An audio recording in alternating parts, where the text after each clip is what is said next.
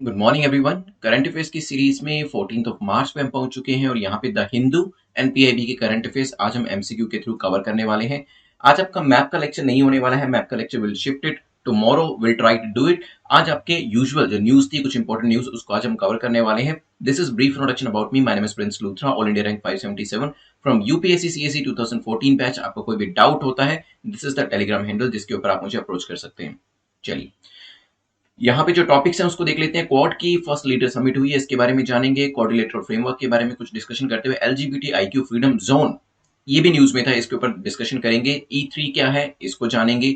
BW bureau of energy efficiency के ऊपर एक क्वेश्चन डिस्कस करेंगे। मेरा राशन मोबाइल ऐप जो है इसके बारे में जानेंगे। Project genome mapping in India, इसको लेकर भी एक क्वेश्चन डिस्कस करने वाले हैं। ओएनओआरसी को डिस्कस करते हुए हम सेंगे वोल्केनो के बारे में जानेंगे। और कुछ केसेस हैं इंपॉर्टेंट, आपके जो कोर्ट के केसेस हैं वो किस चीज से एसोसिएट करते हैं, उसके ऊपर भी एक क्वेश्चन आज हम डिस्कस करने वाले हैं।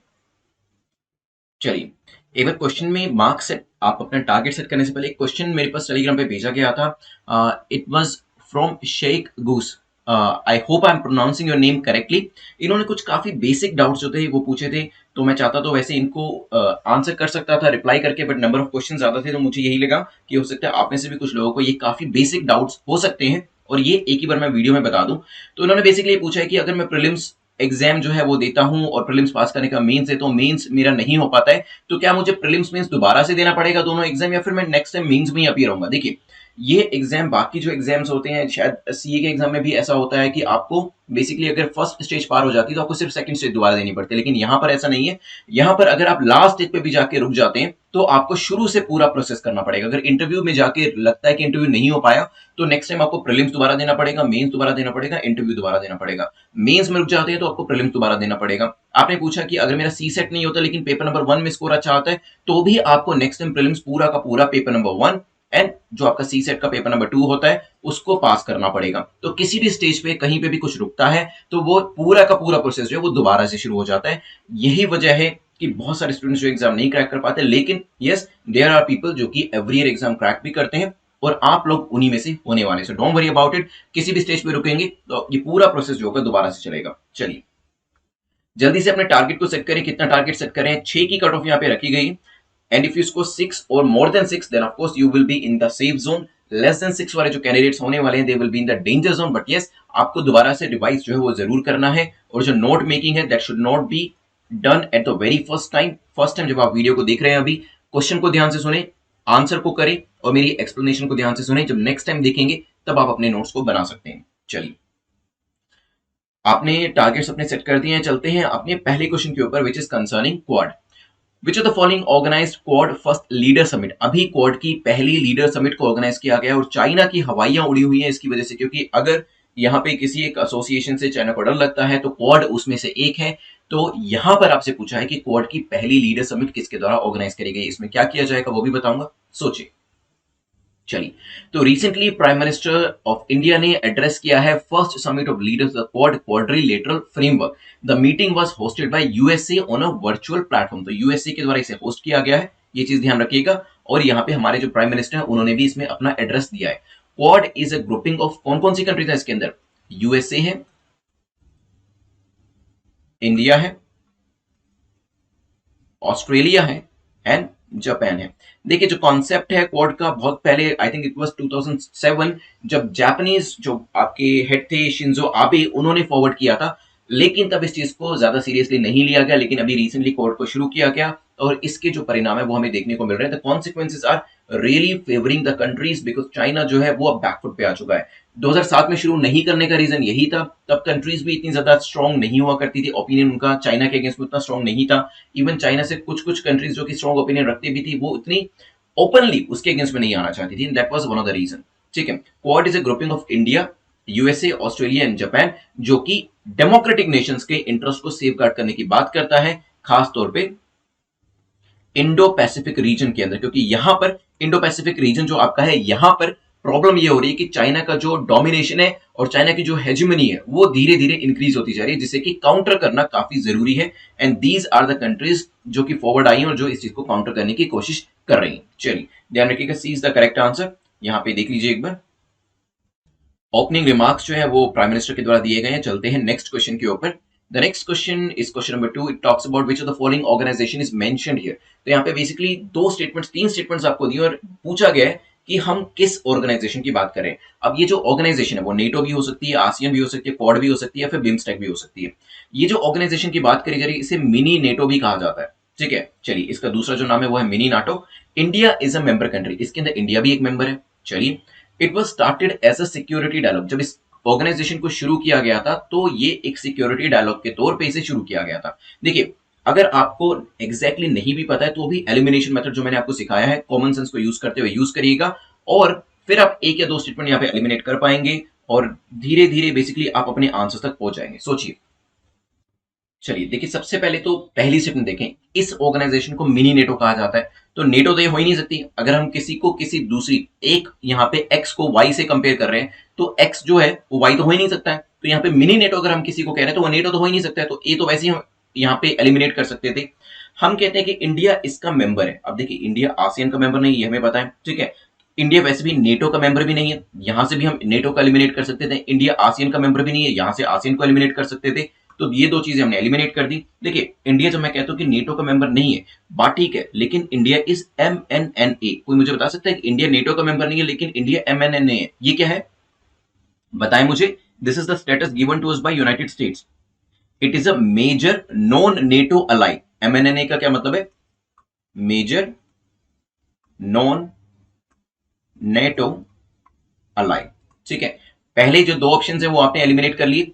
अब आते हैं, देखिए इंडिया जो है क्वाड का मेंबर भी है, बिम्स्टेक में भी मेंबर है, तो ये वाली स्टेटमेंट तो आपकी ठीक हो जाती है. अब मिनी नेटो किसे कहा जाता है? दोनों में से कोई एक ही होगा. इसे एक सिक्योरिटी डायलॉग के तौर पे शुरू किया गया था. अब यहाँ पे आपके जो चांस है वो काफी बढ़ जाते हैं क्योंकि आप चार में से दो ऑप्शंस को एलिमिनेट कर पाए हैं, और यही चीज होती है एलिमिनेशन मेथड जो है वो आपको या तो दो ऑप्शन तक ले आता है या फिर कई बार इवन फाइनली आपको आंसर तक भी पहुंचा देता है. इसीलिए मैं कहता हूं कि आप एलिमिनेशन मेथड को जरूर यूज करें. Interestingly, the Quad, which used to be known as Quadrilateral Security Dialogue, is now known as Quadrilateral Framework. ये चीज इंडिकेट करती है कि अब वो पुराना नैरो सिक्योरिटी डायलॉग जो ऑर्गेनाइजेशन कोड को बनाया गया था, सिर्फ सिक्योरिटी डायलॉग के लिए बनाया गया था, वो चीज अब काफी पीछे छूट चुकी है. अब ये जो ऑर्गेनाइजेशन है क्वाड्रिलेटरल फ्रेमवर्क बन गया है जिसके अंदर काफी सारी इश्यूज के ऊपर बात करी जा सकती है. वैसे ऑफकोर्स आंसर तो यहाँ पे क्वाड हो जाएगा. इंडिया इसका मेंबर भी है. ये एक सिक्योरिटी डायलॉग के तौर पर शुरू किया गया था, but now it is a framework. इसे मिनी नेटो भी कहा जाता है या फिर इसे एशिया नेटो भी कहा जाता है. एशिया का नेटो भी कहा जाता है, ध्यान रखिएगा. The group it all started with N ambitious geo strategic vision. 14 years ago इसका जो आइडिया था वो दिया गया था, लेकिन तब ये टेक ऑफ नहीं कर पाया क्योंकि ये जो इनिशियल कंट्रीज हैं यूएस, इंडिया, जापान और इसके अंदर ऑस्ट्रेलिया भी है, वो थोड़े से हेजिडेंट थे. वो नहीं चाह रहे थे कि ओपनली चाइना को क्रिटिसाइज किया जाए, काउंटर किया जाए, लेकिन अभी एक जरूरत पड़ चुकी थी और इसी वजह से इसे शुरू किया गया. इन 2020 all the 4 quad countries Japan, India, Australia, USA, उन्होंने एक एक्सरसाइज भी करी थी. क्या मुझे कोई उस एक्सरसाइज का नाम बता सकता है? कौन सी एक्सरसाइज करी गई थी? यस, अगर बताया है तो बहुत अच्छी बात है, नहीं तो दिस इज द पॉसिबिलिटी कि ये चीज आपसे एग्जाम में पूछी जाए और वहां पे याद ना आए. तो यहाँ पे this is the opportunity you are getting that you can revise these things. की मालाबार एक्सरसाइज होती है, अभी पिछले साल ही करी गई है और चारों कंट्रीज ने इसमें पार्टिसिपेट किया था. अगर आपको याद हो, मालाबार एक्सरसाइज के बारे में मैंने आपको बताया था, दोबारा से रिवाइज करा रहा हूं ताकि एग्जाम तक जाते जाते ये चीजें आपके जहन में अच्छे से रजिस्टर हो जाए और फिर आपसे गलती ना हो. शुरुआत करी गई थी इंडो यूएस के द्वारा और बाद में जापान को इंट्रोड्यूस किया गया, और लास्ट ईयर हमारे सामने एक क्वेश्चन था कि क्या ऑस्ट्रेलिया को इसमें डालना है कि नहीं, और हमने सबने अग्री किया कि यस, ऑस्ट्रेलिया को भी इसमें ले लेते हैं इस मालाबार एक्सरसाइज में. और इसी तरीके से चारों की चारों क्वाड कंट्रीज जो थी वो अब इसके अंदर शामिल हो चुकी है. चलिए, सो करेक्ट आंसर हमारा आपके सामने है. चलते हैं थर्ड क्वेश्चन के ऊपर. Third question talks about LGBTIQ freedom zone. इसको लेकर पूछा है कि तीन स्टेटमेंट्स आपके सामने, बताएं कौन सी स्टेटमेंट आपकी करेक्ट है. चलिए, रिक्वायरमेंट वाज मिसिंग, अब वो भी आपके सामने स्क्रीन पे आ चुकी है. तो यहाँ पे LGBTIQ फ्रीडम जोन अभी न्यूज में था, इसके बारे में तीन स्टेटमेंट से. पहली कहती है European parliament is declared the European union on LGBTIQ freedom zone. हो सकता है a majority of countries in the EU, that is 23 or 27, recognize same sex unions. ये भी हो सकता है. LGBTIQ में जो Q है इसका मतलब है क्वीर. सोचे फिर करते हैं डिस्कशन. चलिए देखिए, रिसेंटली न्यूज थी कि in response to the back sliding of LGBTIQ rights in some EU countries, खासतौर पे Poland and Hungary, the European Parliament उन्होंने डिक्लेयर किया है यूरोपियन यूनियन को LGBTIQ फ्रीडम जोन. तो LGBTIQ फ्रीडम जोन के तौर पे जो यूरोपियन पार्लियामेंट है उन्होंने यूरोपियन यूनियन को एक इस जोन के तौर पे डिक्लेयर कर दिया गया है। तो यहाँ पे पहली जो स्टेटमेंट है वो आपकी ठीक हो जाती है। मेजोरिटी ऑफ कंट्रीज की बात करें वो सेम सेक्स यूनियंस को रिकॉग्नाइज करती है, मतलब इस चीज को अप्रूव करती है, तो सेकंड स्टेटमेंट आपकी बिल्कुल ठीक हो जाती है। 23 आउट ऑफ 27 लिखा हुआ है। और क्यू, ये बेसिकली LGBTIQ की फुल फॉर्म आपको पता होनी चाहिए। ये चीज आपसे पूछी जा सकती है इवन इंटरव्यू के अंदर भी, ठीक है। तो Q here stand for queer. तो थर्ड जो आपकी स्टेटमेंट है ये भी ठीक हो जाती है। So D will be your correct answer. ध्यान रखिएगा, same sex relationships are not legally recognised in Poland, that is also a part of this entire news, ध्यान रखिएगा। and the country already bans same sex couples from adopting children together। तो जो Poland है इसके अंदर same sex relationships को नहीं recognise किया जाता, और यहाँ पे ये बेसिकली जो कपल्स होते हैं सेम सेक्स के, उनको यहाँ पे जो बेबी होता है उसको भी अडॉप्ट करना नहीं दिया जाता। However, as a single people are permitted to adopt। तो अगर कोई इंडिविजुअल है, सिंगल है, मेल फीमेल कोई भी हो सकता है, तो वहां पर उनको अलाउ किया गया है। Some have managed to get around the ban by applying to adopt as a single parent। तो बेसिकली अगर दो सेम सेक्स के जो कपल है वो साथ में रह रहे हैं, तो उसमें से एक जो है वो बताता नहीं है कि वो किसी के साथ रह रहा है, और वो as a single person adopt करता है और फिर अपने पार्टनर के साथ रहना शुरू कर देता है या कर देती है, ठीक है। तो ये जो राउंड अबाउट वे है वहां पे अपनाया जा रहा है। ये पूरी न्यूज थी, इतना डीप में नहीं पूछा जाएगा, लेकिन बेसिक चीजें जो यूरोपियन यूनियन लेवल पे करी गई है वो आपको पता होना चाहिए, और पोलैंड के अंदर क्या चल रहा है ये भी आपको पता होना चाहिए। आंसर हो जाएगा डी। चलते हैं नेक्स्ट टॉपिक के ऊपर, which is question number 4। Energy efficiency enterprise E3 certifications programme is launched by. E3 certification programme जो है किसके द्वारा लॉन्च किया गया है ये आपको बताना है। क्या ये मिनिस्ट्री ऑफ पावर के द्वारा लाया गया है, MNRE ministry of new and renewable energy के द्वारा लाया गया है, नीति आयोग के द्वारा लाया गया है, या फिर कैबिनेट के द्वारा लाया गया है? सोचिए, फिर करते हैं डिस्कशन। चलिए देखिए, E3 that is energy efficiency enterprise certification scheme is aimed at tapping huge energy efficiency potential in the sector. तो हमारे यहाँ पे बहुत ज्यादा पोटेंशियल है एनर्जी एफिशिएंसी के अंदर, इसको टैप करना जरूरी भी है, और इस चीज के ऊपर ही बात करी जा रही है, इसी सर्टिफिकेशन प्रोग्राम को लेकर बात करी जा रही है। E3 certification is an accreditation process focused on brick industry के। ब्रिक इंडस्ट्री के अंदर ये कैसे आप E3 का जो सर्टिफिकेशन है वो दे सकते हैं कि यहाँ पे एनर्जी को सही तरीके से यूज किया जा रहा है, नहीं किया जा रहा। And the certification will be provided by whom? Bureau of energy efficiency, ठीक है। और ये जो पूरा सर्टिफिकेट, ये पूरा स्कीम जो है वो लाया गया मिनिस्ट्री ऑफ पावर के द्वारा, बिल्कुल मत भूलिएगा, कंफ्यूज मत होइएगा। ए इज द करेक्ट आंसर। चलिए ध्यान रखिएगा। चलते हैं नेक्स्ट टॉपिक के ऊपर, क्योंकि हमने BEE के बारे में जिक्र किया, तो नेक्स्ट क्वेश्चन हमारा BEE के ऊपर ही है। ब्यूरो ऑफ एनर्जी एफिशिएंसी के बारे में डिस्कशन किया जाए तो यहाँ पे पूछा है consider the following statements. First statement यहाँ पे कहती है it is a statutory body. ये एक स्टैट्यूटरी बॉडी है। It was set up under energy conservation act 2001। तो एक पर्टिकुलर एक्ट 2001 का एक एक्ट था, उसके अंदर बनाई गई है, हो सकता है। State energy efficiency index was one of its programmes. ये पर्टिकुलर इंडेक्स की बात करी जाए वो इसके प्रोग्राम्स में से एक था। आपको यहाँ पे करेक्ट स्टेटमेंट बतानी है। सोचिए इसके बारे में क्या आंसर होगा, फिर करते हैं डिस्कशन। चलिए देखिए, सबसे पहले जानिए ब्यूरो ऑफ एनर्जी एफिशिएंसी जो है इसको लॉन्च किया गया था, सॉरी, एनर्जी कंजर्वेशन एक्ट 2001 के अंदर, ठीक है। So this is BEE। तो इस एक्ट के थ्रू BEE को बनाया गया।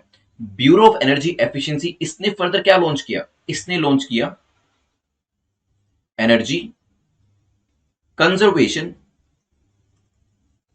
बिल्डिंग कोड 2007, ठीक है। तो यहां पे इसे शॉर्ट पे कहते हैं ECBC 2007 जो था वो इसके द्वारा लॉन्च किया गया, ठीक है। इसमें क्या होता है, इसमें basically minimum energy performance standard जो है इंडिया के अंदर जो बिल्डिंग्स रहने वाली है उसको डिफाइन किए जाते हैं ECBC 2007 के अंदर। इसके मेजर प्रोग्राम्स के बारे में बात करी जाए तो इसके अंदर आपका आता है पहला स्टेट एनर्जी एफिशिएंसी इंडेक्स, दूसरा आता है पैट क्या है, perform achieve and trade scheme, तीसरा आपका आता है स्टैंडर्ड्स एंड लेबलिंग प्रोग्राम, फिर आता है आपका ECBC, ठीक है। ये चार चीजें मैं इसलिए बता रहा हूं क्योंकि एग्जाम में पूछा जा सकता है कि मेजर प्रोग्राम्स BEE के क्या हैं, तो वहां पे फिर समझ में नहीं आएगा, लेकिन आपको पता होना चाहिए state energy efficiency index, perform achieve and trade, standards and labelling programme, साथ ही साथ ECBC energy conservation building code भी इसके अंतर्गत आता है। चलिए, ये एक स्टैट्यूटरी बॉडी है क्या? पहली स्टेटमेंट बिल्कुल ठीक है, स्टैट्यूटरी बॉडी है, एनर्जी कंजर्वेशन एक्ट 2001 के अंदर बनी है, ये भी मैंने आपको बताया था।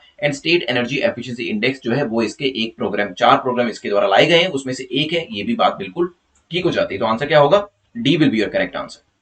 चलिए so now crack UPC exam in 100 days. देखिए अगर आप मुझे 2 घंटे दे सकते हैं, आई एंश्योर कि जो मोस्ट इंपॉर्टेंट टॉपिक्स आपके एग्जाम के लिए, अपकमिंग प्रीलिम्स 2021 के एग्जाम के लिए है, वो आप अच्छे से कवर कर पाए, वो आप कंप्लीटली कवर कर पाए। क्योंकि यहाँ पे डेली बेसिस पे मैं आपको जो वीडियोस है, मैं खुद ही यहाँ पे आपको सब्जेक्ट जो है वो पढ़ा रहा हूँ, वो मैं आपको दे रहा हूँ। इसके अंदर आपको एमसीक्यूज वीडियोस, देखिए क्लास लेक्चर्स देना काफी इंपॉर्टेंट है, ठीक है, लेकिन साथ ही साथ एमसीक्यूज वीडियोस देना भी काफी इंपॉर्टेंट है। क्योंकि एमसीक्यूज वीडियोस जो आपके दिए जाते हैं, उसी के थ्रू आपकी प्रैक्टिस होती है, आप समझ में आपको आता है कि एमसीक्यूज को सोल्व कैसे करना है। क्लास वीडियो आपको नॉलेज और कॉमन सेंस दोनों ही चीजें दे देंगे, लेकिन उसे एग्जाम में कैसे अप्लाई करना है, that will be done through MCQs. वो एमसीक्यूज के थ्रू होगा कि कैसे आप एलिमिनेशन मेथड को यूज करेंगे, कैसे आप स्टेटमेंट को हटाकर अपने सही आंसर तक पहुंचेंगे। जब ए बी सी डी में से बहुत सारे लोगों के साथ, आपके साथ भी होता होगा कि ए और बी को एलिमिनेट कर दिया, अब सी और डी में समझ नहीं आ रहा कि क्या आंसर मार्क करें, और ज्यादातर हम इसमें इनकरेक्ट आंसर को ही मार्क करते हैं।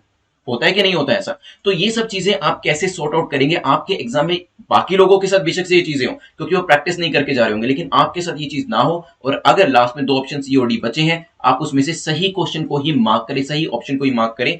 All these things are discussed here. इसमें एमसीक्यूज की काफी अच्छे से आपको प्रैक्टिस कराई गई है, डेली क्लास लेक्चर्स भी आपको दिए जाते हैं, और वीकली मॉक टेस्ट जो है वो भी आपको दिए जाते हैं। ठीक है, तो आप इस प्रोग्राम में एनरोल कर सकते हैं ऑन exam.netmoc.com। और अगर आप मुझे 2 घंटे से ज्यादा 3 घंटे दे सकते हैं, देन आई विल रिकमेंड कि आप क्रैक यूपीसी एग्जाम इन 200 डेज की सीरीज में जाइए। क्योंकि वहां पर फर्स्ट कोर्स के अंदर 100 डेज के हिसाब से जो इंपॉर्टेंट एरियाज है वो कवर किए, लेकिन यहाँ पे थोड़े से टाइम अगर ज्यादा देंगे तो और भी इंपॉर्टेंट एरियाज को यहाँ पे कवर किया हुआ है। एंड एग्जैक्टली सेम पैटर्न को, डे वाइज पैटर्न जो है, डे 1 में आपके अलग असाइनमेंट्स होंगे, डे 2 में अलग, डे 3 में अलग, सो ऑन अप टू आपको जो यूपीएससी का टारगेट अचीव करना है वो इसके थ्रू अचीव कराया जाएगा। So if you give me, और if you are able to give me 3 hours, और अगर आप वीकेंड्स अपने दे सकते हैं, देन आई रेकमेंड कि आप crack UPSC exam in 200 days की सीरीज में जाइएगा। यहाँ पर आपको मोस्ट इंपॉर्टेंट टॉपिक्स के साथ साथ इवन मेंस के जो असाइनमेंट्स है, क्योंकि प्रीलिम्स के बाद मेंस भी तो करना है ना, तो मेंस के असाइनमेंट भी इसके अंदर आपको दिए गए हैं।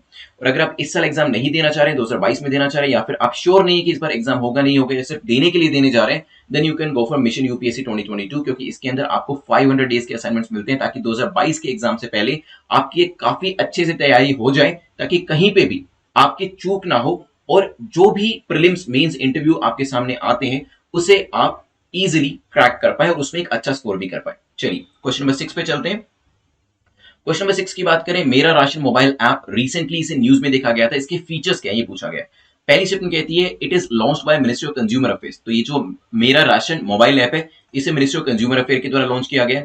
इसे डेवलप किसके द्वारा किया गया? एनपीसीआई के द्वारा डेवलप किया गया, जिसने आपकी जो दूसरी एप्लीकेशन है, यूपीए एप्स हैं, उनको भी बनाया है। The application is available in English and Hindi. ये दोनों ही बाइलिंगुअल है, बेसिकली ये दोनों ही भाषा में, जैसे आपके सामने यहाँ पे इंग्लिश भी है और हिंदी भी है, इसी तरीके से जो ऐप है वो भी इंग्लिश और हिंदी दोनों भाषाओं के अंदर अवेलेबल है। सोचिए, चलिए देखिए, in order to facilitate the one nation one ration card system in the country, ministry of consumer affairs ने क्या किया है, बेसिकली पूरा नाम है ministry of consumer affairs, food and public distribution. उन्होंने मेरा राशन मोबाइल ऐप जो है उसको लॉन्च किया है, ताकि बेनिफिट दिए जा सके सिटीजन्स को in identifying the nearest fair price shops. तो एफपीएस पे जाके जो सिटीजन है अपनी ट्रांजेक्शन कर सकें, अपना राशन ले सकें, तो ये जो चीजें हैं वो कर पाएंगे। फेयर प्राइस शॉप का पता लगा पाएंगे, नियरेस्ट कौन सी वो भी पता लगा पाएंगे थ्रू दिस एप्लीकेशन। तो ये मैंने आपको ये मिनिस्ट्री जो है बता दी है, बिल्कुल करेक्ट है, ये दोनों ही भाषाओं के अंदर अवेलेबल है। लेकिन the app is developed by NIC, National Informatics centre, NIC के द्वारा बनाया गया है। जब आप इस एग्जाम को क्रैक करते हैं, then you will also be given an email ID, जैसे मुझे भी मिली थी, वो आपके नाम की ही होती है। बेसिकली एनआईसी आपसे पूछता है कि आपकी कौन सी आईडी बनानी है, आप अपना यूजुअली नेम और सरनेम ही देते हैं। तो इस तरीके से एनआईसी जो आपकी गवर्नमेंट आईडी भी जो है वो बना के देता है, जिसे फर्दर आप यूज करते हैं। देखिए, जब आप सिस्टम में आएंगे, then you will get to know कि यस, जीमेल तो हम यूज करते ही हैं, लेकिन धीरे धीरे जो सरकार है वो कोशिश करे कि हम अपने सिस्टम्स के ऊपर जाएं। तो अभी जो है, जो एनआईसी है, नेशनल इंफॉर्मेटिक्स सेंटर, वो अपना सर्वर और अपनी आईडीज जो है वो डिफरेंट ऑफिसर्स को प्रोवाइड करती है, जिसमें आपका नाम होता है @gov.nic.in, आपने सुना होगा। इस तरीके की जो आईडीज आपको प्रोवाइड कराई जाती है, ताकि जो सर्वर है वो भी सरकार के पास रहे और किसी भी तरीके की इंफॉर्मेशन लीकेज ना हो। ठीक है, तो यहाँ पे सेकंड स्टेटमेंट जो है वो आपकी इनकरेक्ट हो जाती है। इसमें बनाने वाली अथॉरिटी निक है, that is National Informatics Centre, hence the answer will be B. चलिए चलते हैं नेक्स्ट क्वेश्चन के ऊपर। नेक्स्ट क्वेश्चन, क्वेश्चन नंबर 7 बात करता है प्रोजेक्ट जीनोम मैपिंग के बारे में। Project genome mapping in Indian ocean often making news is launched bye. तो ये जो पर्टिकुलर जीनोम मैपिंग का जो प्रोजेक्ट है, ये अभी दोबारा से न्यूज में था। पूछा गया कि ये किस मंत्रालय के द्वारा लाया गया है, लॉन्च किया गया है। कैसे? मिनिस्ट्री ऑफ शिपिंग के द्वारा लॉन्च किया गया है, मिनिस्ट्री ऑफ अर्थ के द्वारा, नेशनल इंस्टीट्यूट ऑफ ओशिनोग्राफी के द्वारा या फिर नन ऑफ द अबव? सोचिए। चलिए, तो यहां पे इंडियन ओशन जो है अपने आप में काफी इंपॉर्टेंट जगह है and it is the third largest water body है इन द एंटायर वर्ल्ड। पहली और दूसरी कौन सी है वो मुझे बताइएगा। तीसरे नंबर पे हमारा इंडियन ओशन आता है, covering about 20% of the earth water surface. तो अर्थ के ऊपर, हमारी धरती के ऊपर जितना भी सरफेस वाटर है उसका 20% जो है वो आपका इंडियन ओशन के अंदर एग्जिस्ट करता है। यहाँ पे एक जीनोम मैपिंग जो है वो करी जा रही है। इसमें बेसिकली 30 मेंबर टीम है, बेसिकली 30 साइंटिस्ट है, national institute of oceanography NIO, let me right it, 30 scientist NIO के इसमें शामिल है जो कि स्टडी कर रहे हैं। इसमें किया क्या जाएगा, first of its kind research project को शुरू किया जा रहा है ताकि बायोकेमिस्ट्री को अंडरस्टैंड किया जा सके, ओशन के क्लाइमेट चेंज को, ओशन के ऊपर जो न्यूट्रिएंट स्ट्रेस है उसको समझा जा सके, जो ओशन के अंदर पोल्यूशन इंक्रीज हो रहा है, इन सब चीजों को समझने की बात जो है इसके अंदर करी जा रही है। ठीक है, तो ध्यान रखिएगा इसके अंदर जो बॉडी ऑफ ओशन है उसको सेलुलर लेवल पे समझने की कोशिश करी जा रही है। ये शुरू किया गया है किसके द्वारा, national institute of oceanography NIO, और वहीं के मैंने आपको बताया 30 साइंटिस्ट हैं वो इसके अंदर इन्वॉल्व होने वाले हैं। चलिए, सो ये लोकेशन और पूरा एरिया जो है वो कवर किया हुआ है इंडियन ओशन का।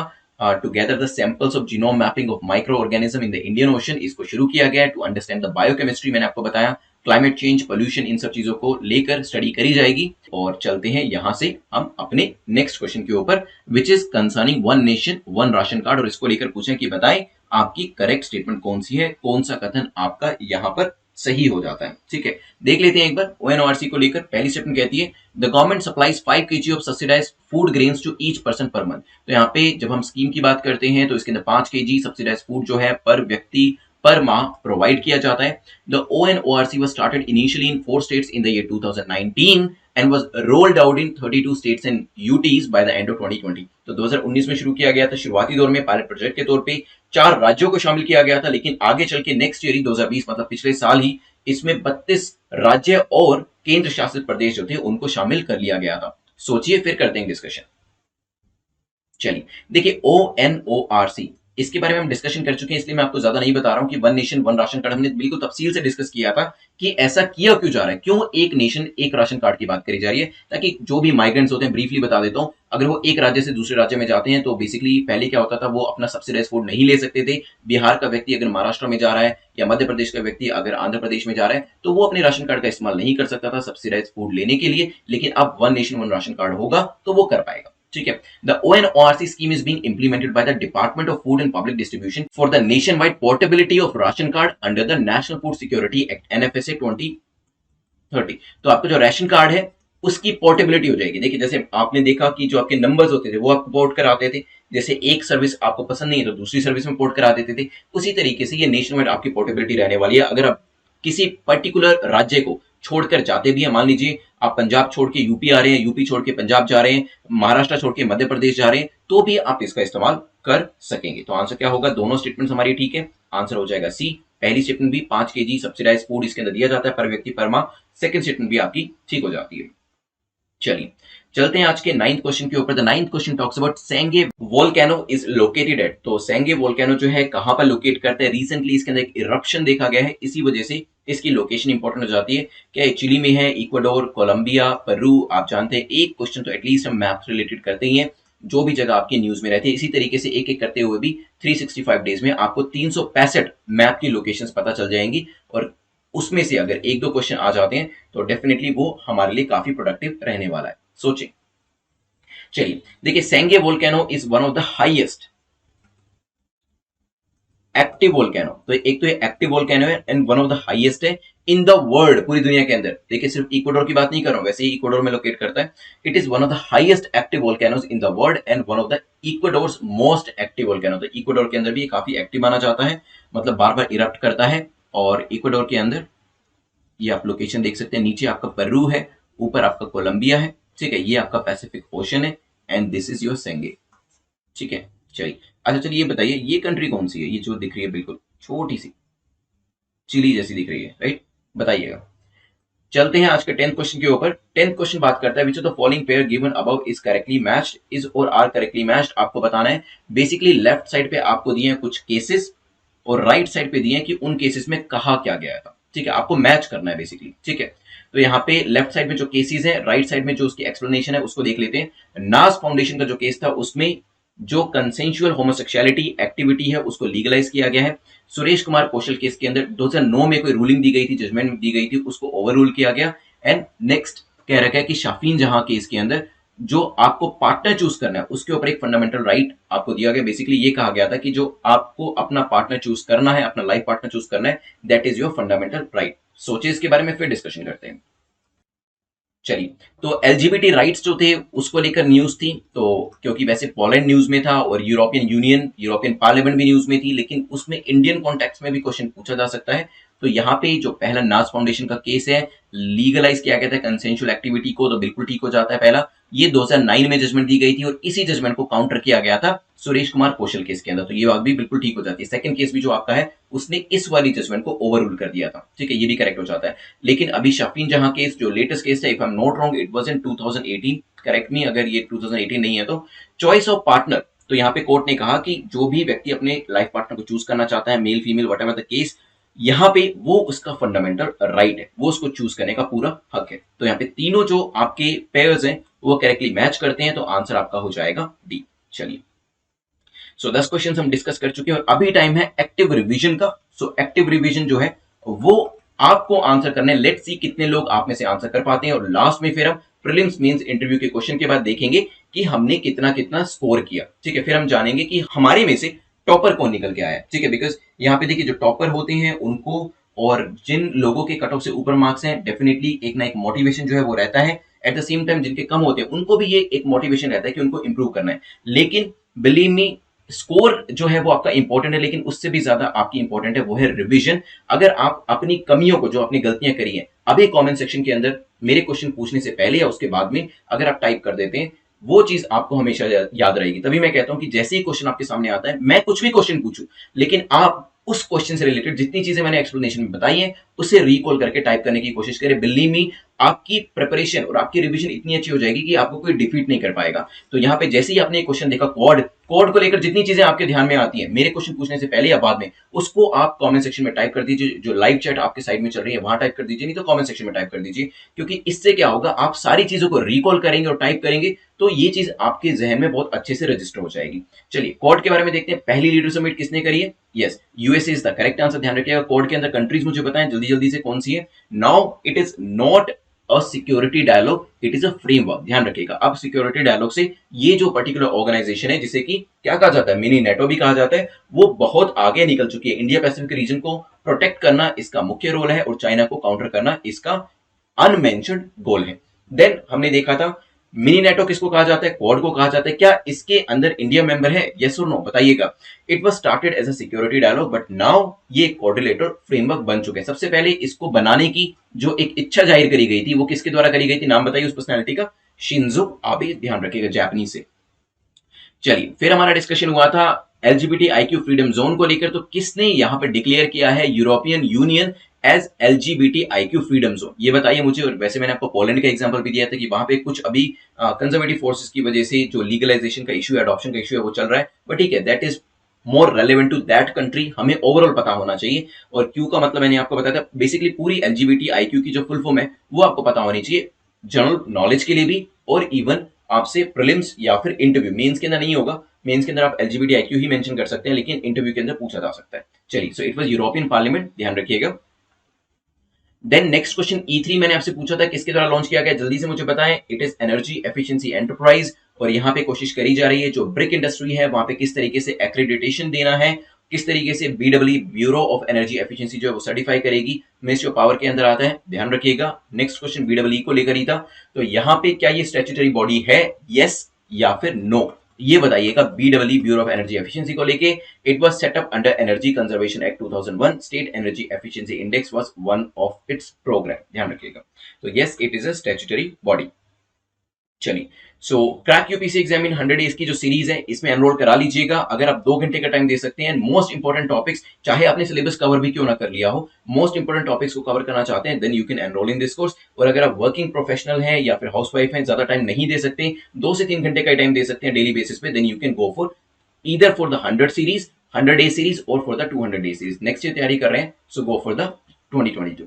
चलिए, मेरा राशन मोबाइल ऐप किसके द्वारा लाई गई है, किसने इसे बनाया, उसी एजेंसी ने बनाया, जो कि जब आप एक सिविल सर्वेंट बन जाएंगे तो आपको ईमेल आईडी, जो गवर्नमेंट की मेल आईडी मिलती है, वो आपको इसी organization that is National Informatics Centres के द्वारा प्रोवाइड करी जाएगी। So it is launched by ministry of consumer affair, developed by NIC, National Informatics Centre, and it is available both in English and Hindi.